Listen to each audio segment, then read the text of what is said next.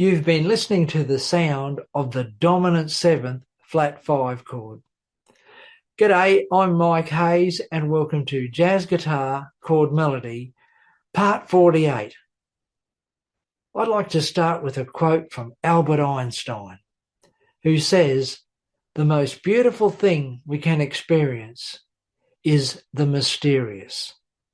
It's the source of all true art and of science." And I think that's pretty much right on. And I'm sure you'll find lots of mystery and intrigue with this dominant seventh flat five chord. And I hope you'll also get something out of it that'll help you develop your own style on guitar.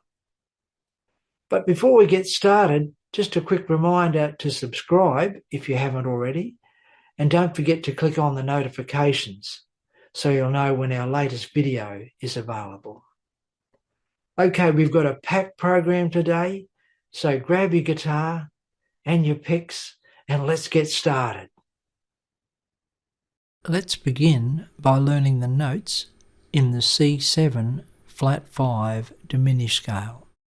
The notes are C, D, E, F, G flat, A flat, B flat, B. And here's a good way to practice this scale. In fact, it's a good way to practice any scale. I'm going to play a C7 flat 5 chord, then play the notes of the scale and finish with the C7 flat 5 chord. When you practice your scales like this, you're helping your ear associate the scale with a specific harmony. Let's have a listen to how that sounds.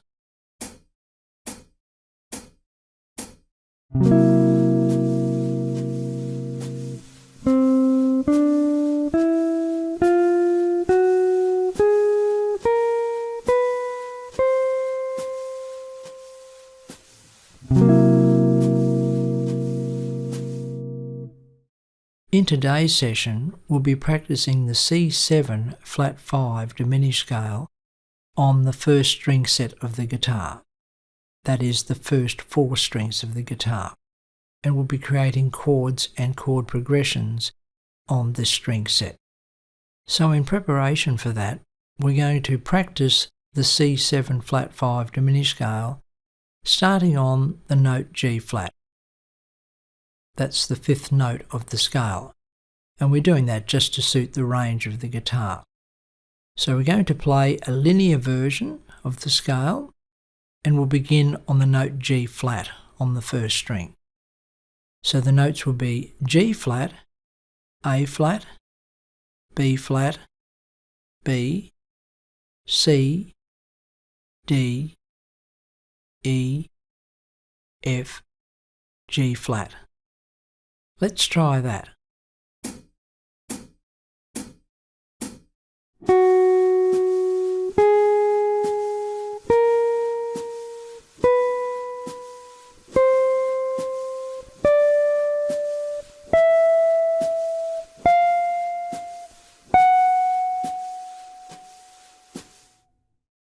When we harmonise the C7 flat 5 diminished scale, we end up with a series of different inversions of the C7 flat 5 chord, alternating with inversions of a B diminished chord. And you'll be able to see that on the screen at the moment. That's the various harmonic structures that are created out of the C7 flat 5 diminished scale. We have C7 flat 5, B diminished, C7 flat 5, B diminished, C7 flat 5, B diminished, C7 flat 5, B diminished.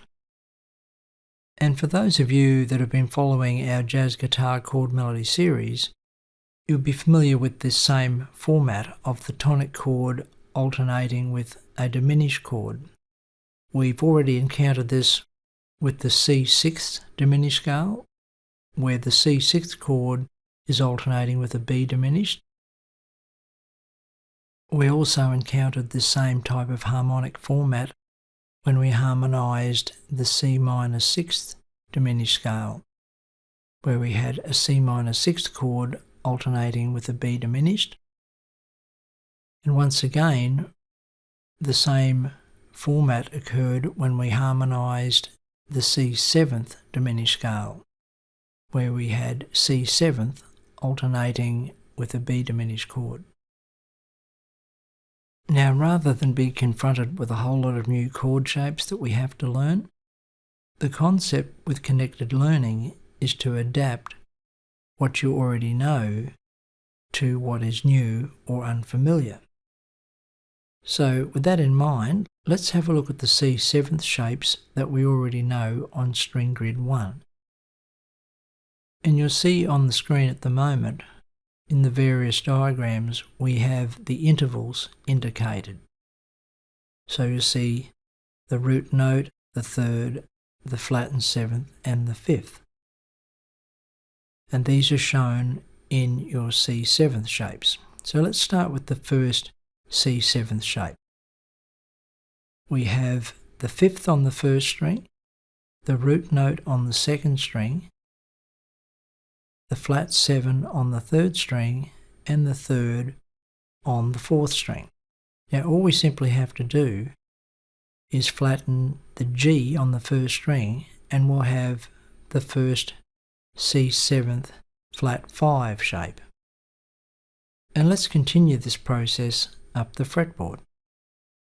The next C seventh chord we know, let's just adapt that shape by locating the fifth under our fingers in that chord shape and flattening that note. On to the next C seventh shape, and the same idea here. Find where the fifth is located under our fingers in that chord shape and flatten that note. And one more shape to go. Once again, flatten the fifth note. Okay, what you might have noticed already is that we only have 2 shapes on the string grid 1 for the C seventh flat 5 chord. And since you already know how to play the B diminished chord, we should be good to go. Let's try playing the harmonised version of the C7 flat 5 diminished scale. Here we go.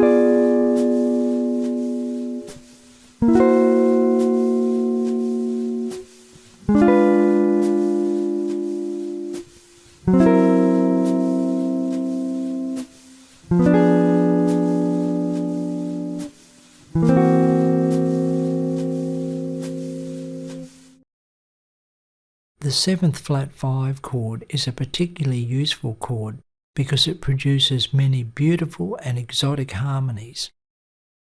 And when you start studying what's going on in this chord, you'll understand why. One thing I'd like to draw your attention to in this session is that the 7th flat 5 chord contains 2 tritones. And since the tritone is a restless interval that wants to push towards a resolution, this chord can help us create progressions with great harmonic impact. Of course, there's other chords that contain a tritone. The dominant 7th chord, the diminished triad, the minor 7 flat 5 or half diminished chord. The fully diminished chord also contains 2 tritones, a minor third apart. And of course, there's chords like the dominant 9th chord. All these types of chords can really help make our music sound interesting and can contribute to the development of your own unique style on guitar. Before we jump in and have a look at some of the many applications for this chord, I think we need to have a look at what this term tritone means. Of course, many of you will already know how this works. So if you do, probably now is a good time to talk amongst yourselves or have a little nap. However, for those that are not quite sure of how this works, let's have a look at what the definition of a tritone is. One definition is, a tritone is defined as a musical interval composed of 3 adjacent whole tones, or 6 semitones. Quite often, a simple musical concept like that is tricky to see on a guitar fretboard. It would be very obvious on a piano keyboard, but can have the guitar player scratching his or her head trying to work out what exactly that means. So let's just do that for a moment. Let's take the note E, and we're simply going to use the linear scale concept, because when we do that, it helps the guitarist visualize the concept in a similar fashion to how a keyboard player would see it on the keyboard. So if we move a tone up from E, we'd move up to F sharp, another tone from F sharp to G sharp, and then one more tone from G sharp to A sharp or B flat.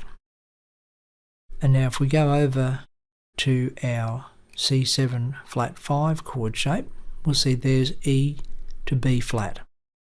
There's our tritone there. Let's do the same thing starting from the note C on the second string. A tone up from C would be D. A tone from D would be E. And then one more tone from E would bring us to the note F sharp or G flat. And then if we go back to our C7 flat 5 chord shape, you'll see there's the C to G flat.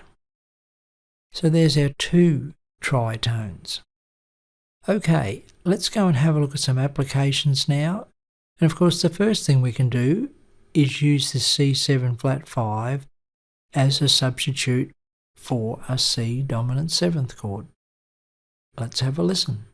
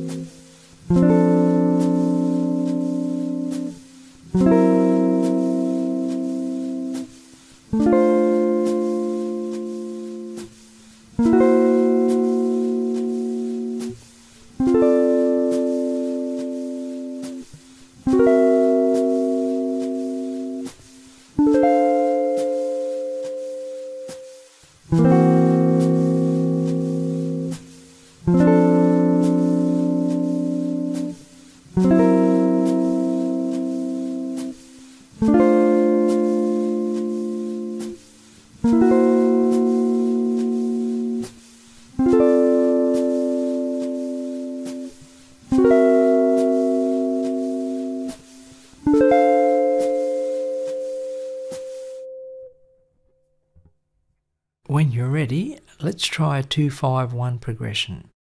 The D7 flat 9 in bar 4 is helping us cycle back to the G minor 7 in bar 1. Here we go.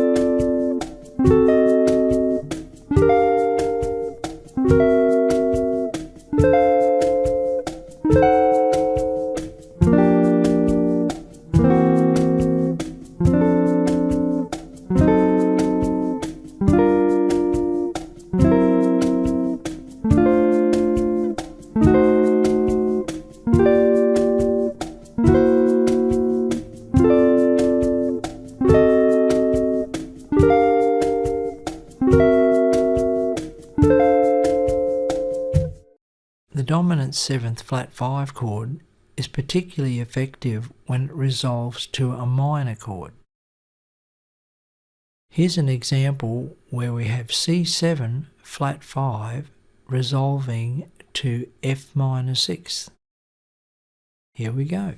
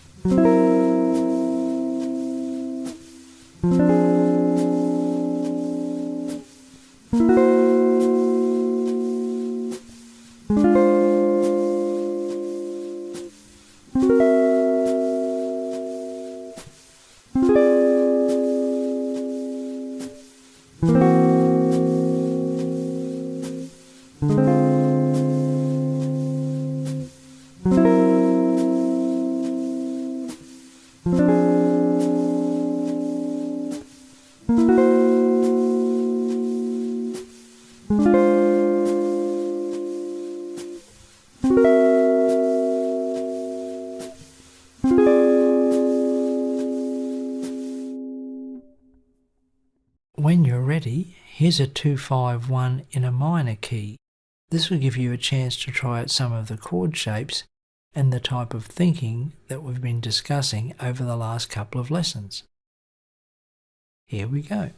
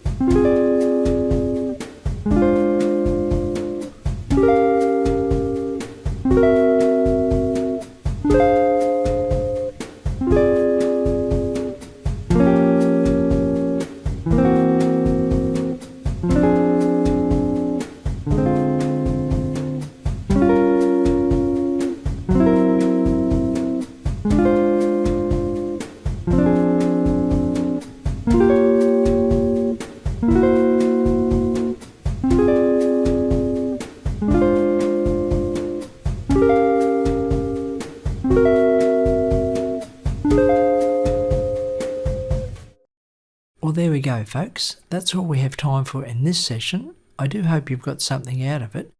I really have only just started to scratch the surface with this chord, so I'll be taking some of these ideas a little bit further in the next lesson, and you'll find there's some really tasty sounds for us to investigate.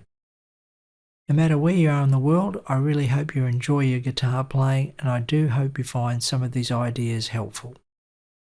As always, I look forward to catching up with you again next time. Bye for now.